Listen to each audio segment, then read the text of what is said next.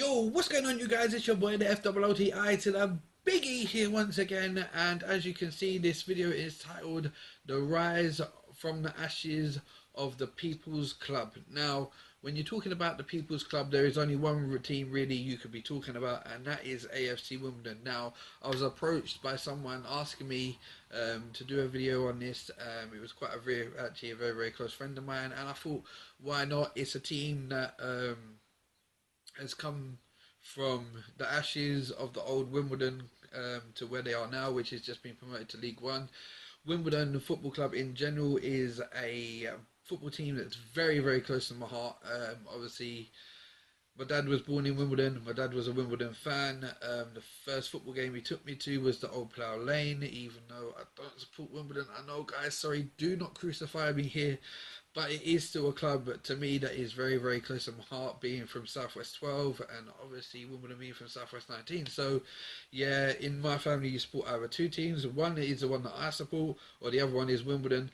And I'm not going to mention at any point in this what team I support. If you guys follow my videos, you will already know what team I support.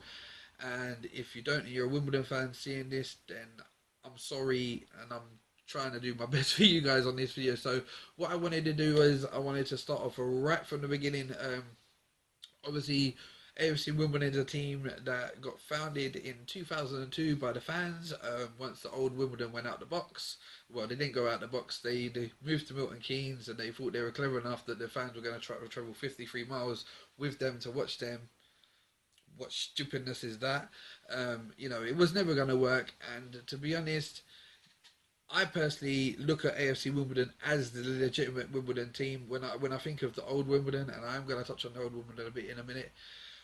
The old Wimbledon to me is a team that went into administration and basically a bit like Rangers dropped out of the league and put themselves back up to the Premier League, and obviously Wimbledon is still on that trail. So let me get started. As a lot of you guys will know, being Wimbledon fans, Wimbledon was first originally founded in 1889 in southwest London.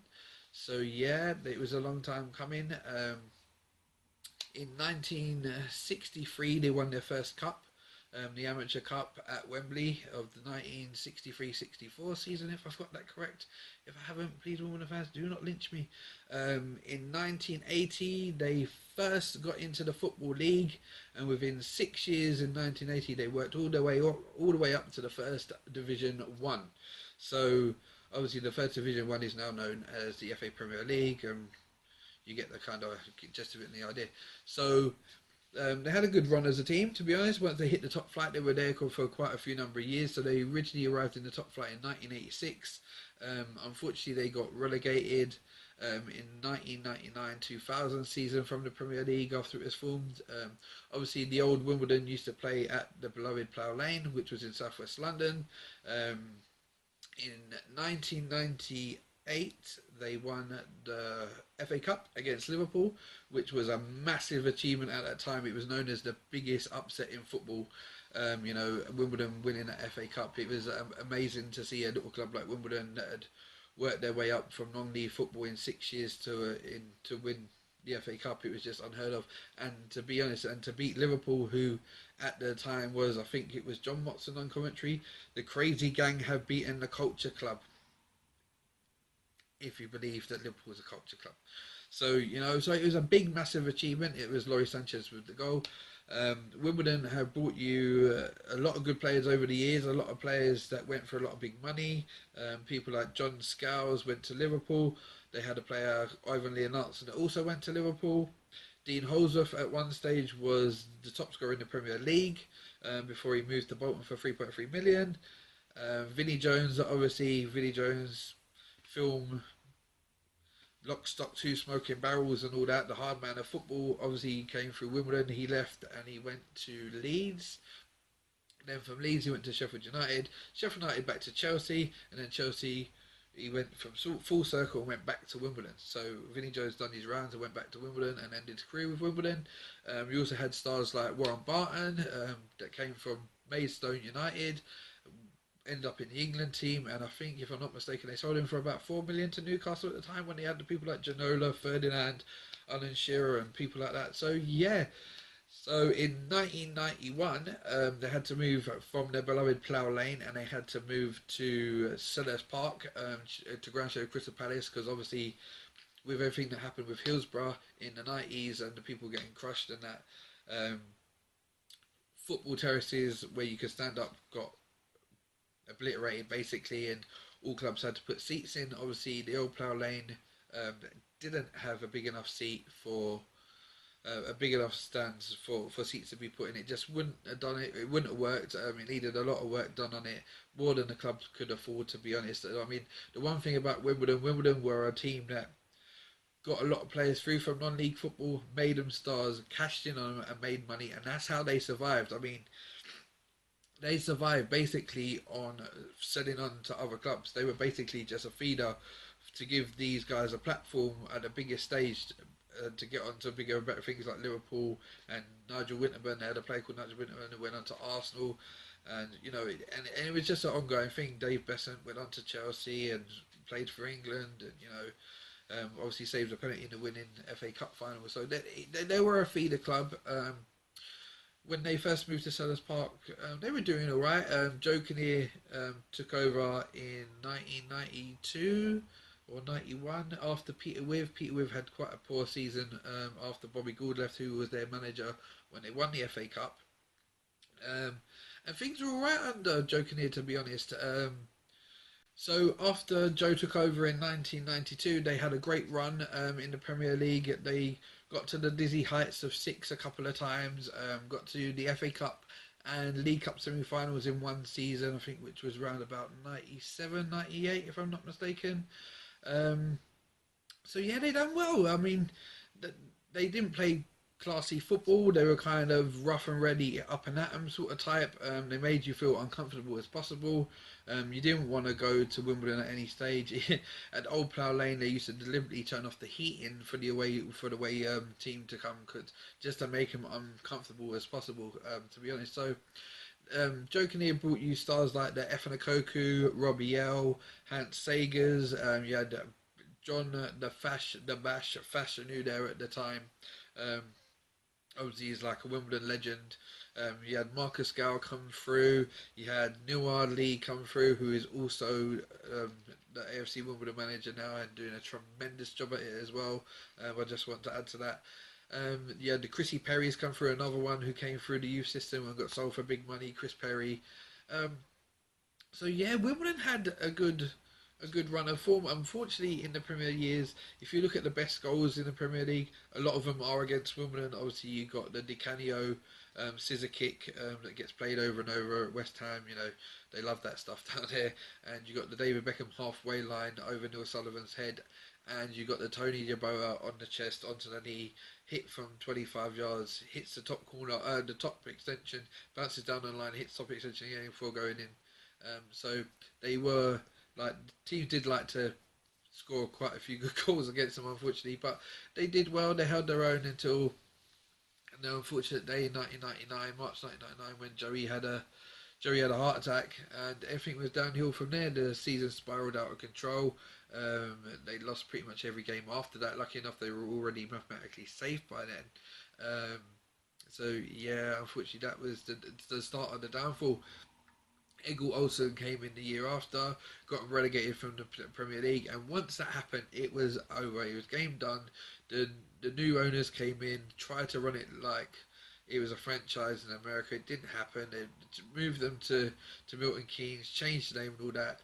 And from the Ashes, you got AFC Wimbledon. Now, AFC Wimbledon have done an amazing job in the last 14 years. You Wimbledon fans should be absolutely proud of your team and what your team has accomplished, to go from non-league football in 2002, where they had open trials. They had open trials at Wimbledon Common for anyone to turn up who could play football to get in the team. And I'm not joking you, the fans turned out in their droves. The one thing about AFC Wimbledon fans, they are loyal. They turn up to every game, and they show you their passion at every game. And that's what Wimbledon was about, As I said, I used to go to a lot of Wimbledon games as a kid with my dad, even though Wimbledon wasn't my team. and their fans were always passionate. They were always having a laugh. The songs that they used to sing and the journeys that I've had up and down the country watching Wimbledon with my dad is ridiculous. I remember going to Newcastle one year where Paul Held was in goal, got sent off, and Vinny went between the sticks, and they lost 6-1, and the fans were still bouncing on the coach ride home. And that is Wimbledon. That's what Wimbledon was. You know, they were the crazy gang. They had the nutty owner. They had Sam Hammam, who would bring out elephants at the end of the season if they done well, and the elephant would walk around the pitch, and they would burn your clothes if you were new in the club, and throw your clothes onto the roof while burning, and they'd trash your car if you got a new car, and stuff like that. They were a crazy gang, and they were a crazy bunch, and it works for them, you know. And it's just an unfortunate shame what happened to the club, and the owners that took over after Sam Hammam left, and Joey having a heart attack, and it was just a shame, you know. It was a shame. So in 2002, AFC Wimbledon came about, you know, Open Charles Wimbledon Common. In the last 14 years, they are now I repeat, 2 leagues away from the Premier League. League One next season, and then if they get promoted from League One next season, it's a championship. And if they get to there, they're back to the promised land of the Premier League. Now, I would, and I'm going to do a Kevin Keegan here, I would love it, repeat, love it, if AFC Wimbledon got to the Premier League before MK Dons. I would absolutely love it, because MK Dons is nothing nothing connected to the club. They shouldn't even have I'm sure they have the title of winning the FA Cup, which is an absolute joke. It's not theirs.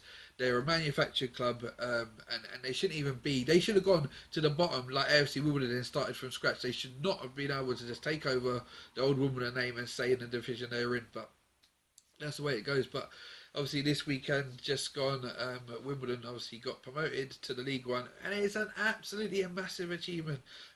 Obviously Akinfenwa, the beast mode, scored the winning goal, the winning penalty that took him through, and Neil Ardley has done a tremendous job there. And it's not just Neil Ardley, a lot of it has to go to you Wimbledon fans as well, because you're 75% owned by the fans. Obviously you got this guy John Green. If anyone knows about John Green, he's a YouTuber that played FIFA videos and used to make money off of it, well, still makes money off of his adverts, and now sponsors the club. He gave all of his advert money on YouTube to the club, and he's actually got their little badge on their kit, on the shorts now, which is really, really cool. So John Green has done a massive thing with that club as well, obviously with them just being funded by the fans and that lot.